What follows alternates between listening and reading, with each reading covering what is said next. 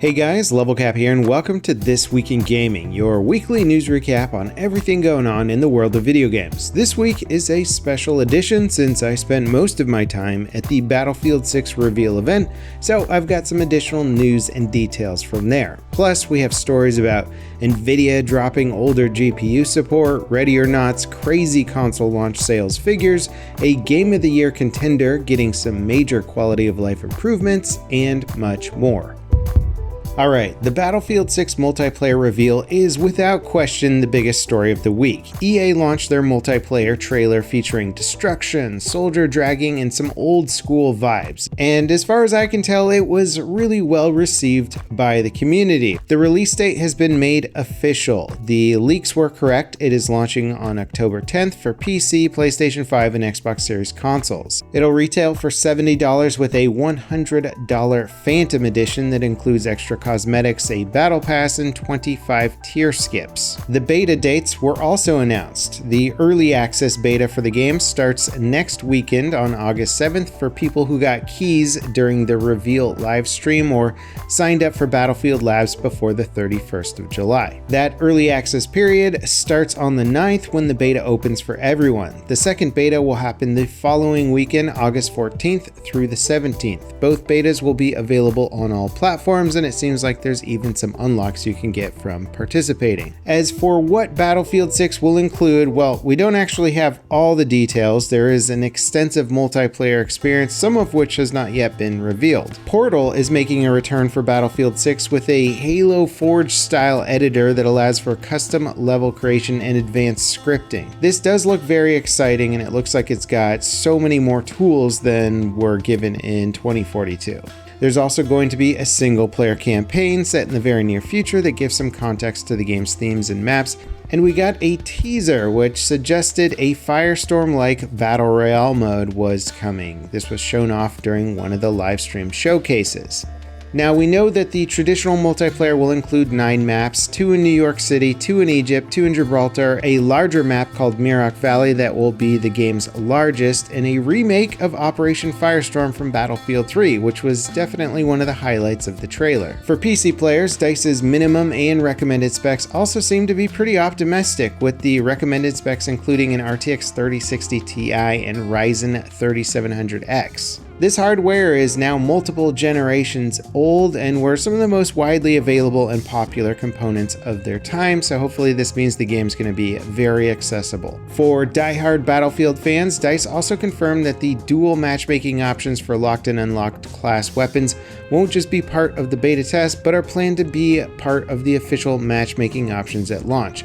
And although not confirmed, some statements from DICE employees seem like the company's going to hold back and not introduce any silly cosmetics into the game. As for having played the game myself now for about 8 hours, my general impressions are pretty positive. It's clear that DICE are shooting for more of a spiritual successor to the Battlefield 3, Battlefield 4 era of this franchise, which is definitely a big plus in my book, and for players who missed that era, which was hailed by many as the golden era of Battlefield, well, now will be your chance to sort of get back into it and experience it in a modern package. The new soldier dragging and revive mechanic is an absolute game changer, and it's just really cool to do it every time, and the destruction seems like it'll be some of the best the franchise has ever seen. And the best part about all of this is that in a week, none of you are even going to have to take my word for it. You'll be able to play in the beta for yourself and make up your own mind about Battlefield 6. Currently, I think the game's map selection is going to play a big role in the fun factor. What we played at the reveal event was a little more focused on close range maps,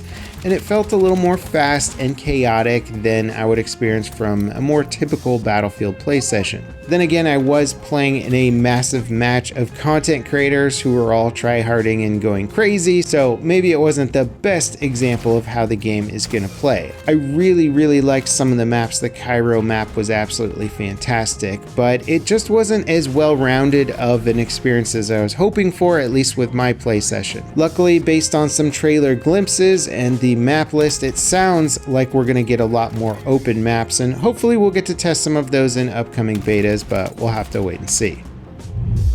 Nvidia are pulling the plug on support for the GTX 10 and several other series of GPUs. Support officially ends in October of this year, and despite the generation's age, the GTX 10 series GPUs have remained a dominant presence on things like Steam Hardware Survey. The GTX 1080 is still in the top 15 most popular GPUs in that survey. Nvidia are also dropping support for Windows 10 drivers on October of 2026. And that is arguably an even bigger deal than them dropping support for the GPUs, since it means even users with current gen hardware will have to upgrade to Windows 11 eventually. Nvidia will still provide security updates for their GPUs across the board through 2028.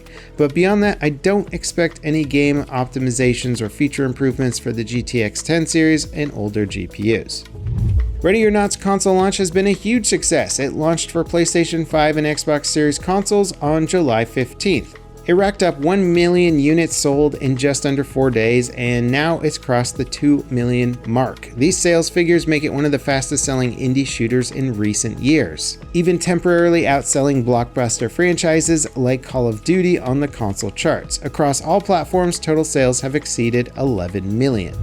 Clair Obscur Expedition 33's latest update, Patch 1.4, introduces several heavily requested quality of life improvements. The standout feature is the new Battle Retry prompt, which allows players to instantly retry battles after defeat rather than reloading from the last checkpoint, streamlining repeated attempts at tough encounters and reducing downtime between fights. Additional enhancements include clear display of Lumina point cost for abilities in the Pictus menu, helping players plan their character builds more efficiently, and additional volume sliders in the settings menu to adjust audio levels independently for exploration and combat. Beyond these headline features, the update also adds an autoplay dialogue option for scenes outside of cutscenes, addresses a range of bugs including fixes to certain ability interactions and immortality exploits, and enhances performance with new DLSS and XeSS options for compatible GPUs. The developers have stated that more updates are planned for the future with AMD FSR's upscaler under consideration, but this patch is getting high praise for introducing some very welcome quality of life improvements. Activision is splitting Call of Duty Modern Warfare 2 from 2022 and Modern Warfare 3 from 2023 from the main Call of Duty launcher app. Starting August 7th, the legacy content related to Modern Warfare 2 and Modern Warfare 3 in the core Call of Duty install will be automatically removed to free up storage space. Players who want to play Modern Warfare 2 or Modern Warfare 3 will need to download and launch those games separately outside of the Call of Duty Unified Launcher. This change was made after criticism regarding the enormous install size required for the launcher, which had surpassed 200 to 300 gigabytes. Activision clarified that this does not mean that these games or their multiplayer modes are being discontinued or vaulted, so the content will remain accessible, but through separate installations. Now, if you're looking for a breakdown of my first impressions of Battlefield 6, check out this video here. There's also a 4-hour-long live stream of me playing the game and going through a lot of different content there. If you want to see something a little bit more raw, I teamed up with Drewski, Karmacut, and Big Fry for a lot of fun squad-up gameplay. And if you enjoyed this news coverage, don't forget to drop me a like, subscribe for more content like it, and I'll see you next time. This is Level Cap, signing off.